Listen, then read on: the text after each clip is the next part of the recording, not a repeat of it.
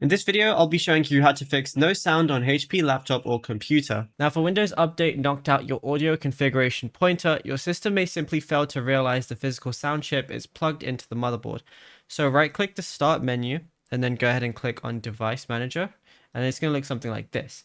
Then click on any item inside the list tree to highlight it, then look at the top menu bar layout, and then you're going to see this little icon right here where it says scan for hardware changes.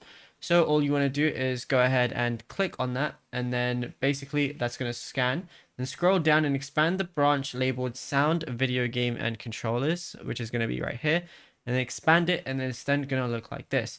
If your high definition audio device pops up back with a yellow triangle icon, right click it and then go ahead and uninstall the device.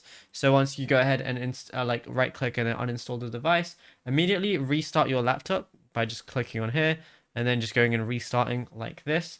And then basically as a result, the Windows is automatically going to detect the unmapped audio and build a fresh uncorrupted driver block layout. And yeah, it's as simple as that.